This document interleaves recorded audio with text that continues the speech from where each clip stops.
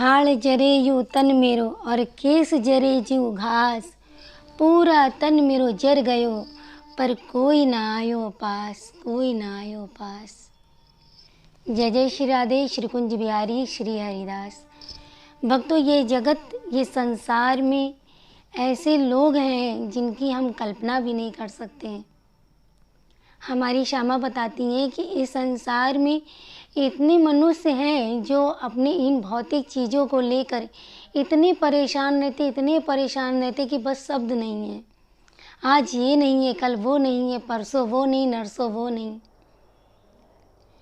इसी चीज़ को कहते हैं कि जब इंसान अपने परिवार को संचालन करने के लिए अनेकों तरीके से धन कमाता है, कुछ अच्छे कार्य करके कमाते हैं, कुछ तो आप लोग समझदार ही हैं, धन कमाते हैं अपने परिवार का संचालन करने के लिए, अपने बच्चों को पढ़ाने के लिए, अपनी पूरी ज़रूरतों को पूरा करने के लिए, लेकिन उनका परिवार भी उनका पूर्ण रूप से साथ देता है।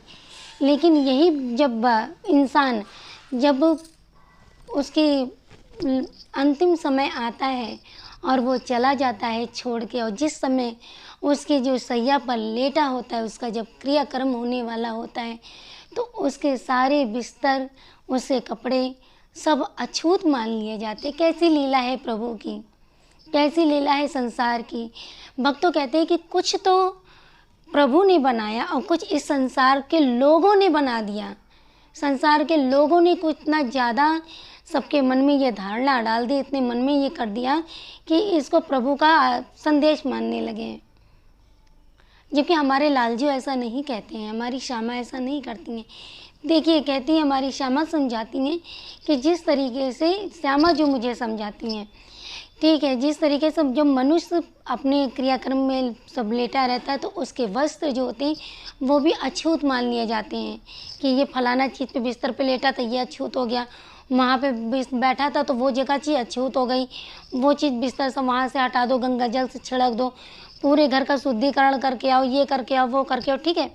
लेकिन जिस समय वो मनुष्य अपने गले में सोना धारण करता है या कुछ वैसी चीज़ें पहने तो वो मानी जाती पवित्र। मनुष्य छोड़ के जाता है वसीयत तो वो भी है पवित्र, ज़मीन सारी सब कुछ है तो वो भी है पवित्र। लेकिन थोड़ी देर अगर उसको रखते हैं तो बदबू आने लगती है, और वही परिवार वाले जो इतना उसको प्रेम करते हैं वही उसको जल्दी से जल्दी यहाँ से बस लेके जाओ, अछूत है, जल्दी लेके जाओ, बदबू आने लगेगी अभी बॉडी से उसके। जिस मनुष्य ने पूरी जिंदगी गंवा दी वो पल भर के लिए अछूत हो जाता है, कोई नहीं साथ जाने वाला।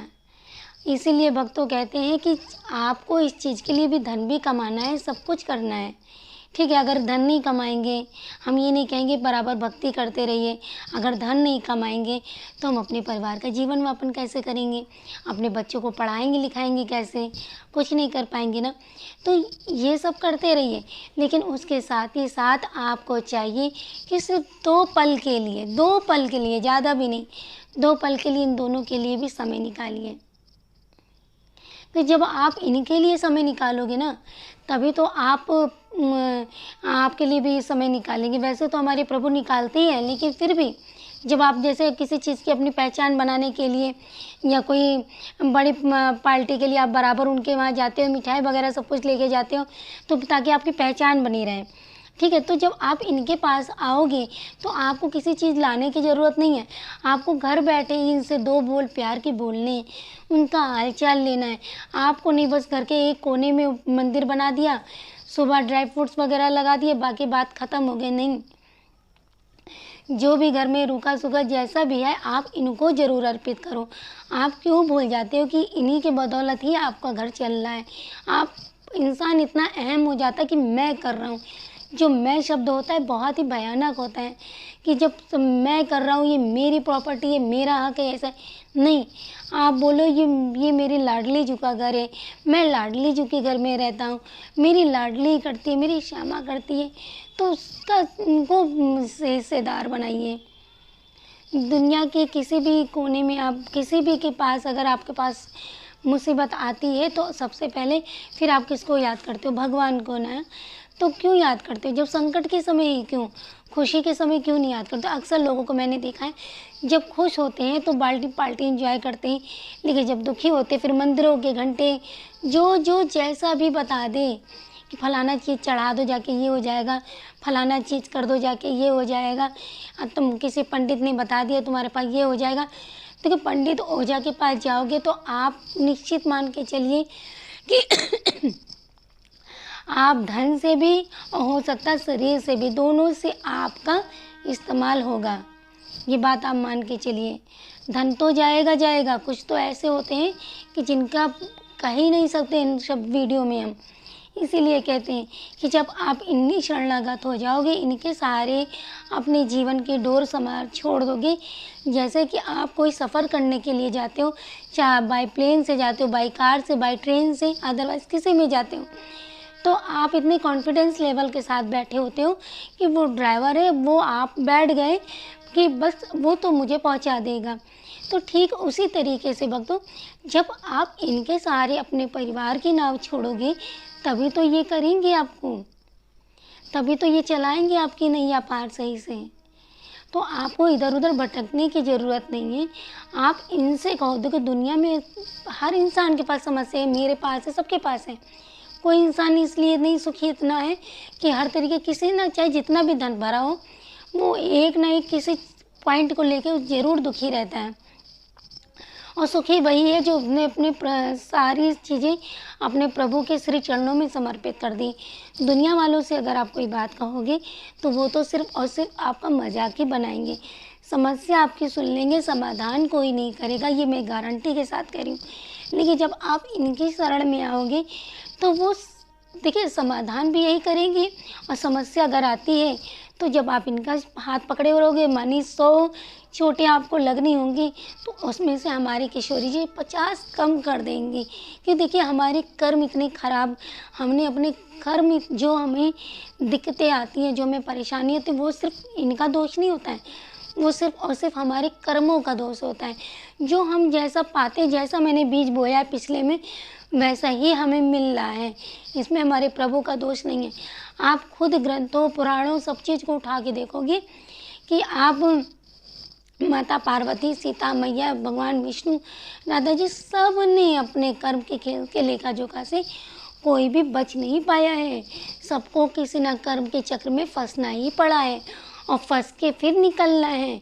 लेकिन जिनके शरण में पढ़कर जो भी आपके आराध हो, उनके शरण में पड़े रहिएगा तो आपके वो कष्ट कम हो जाएंगे। सोचो, आज मेरे पर इतनी मुसीबत पड़ रही है, तो जब प्रभु ने उसको सहने की भी शक्ति दी है, यहाँ तक कि इंसान सह भी नहीं पाता तो सहने की शक्ति दी है, फिर वो तो हमारे कर्म है।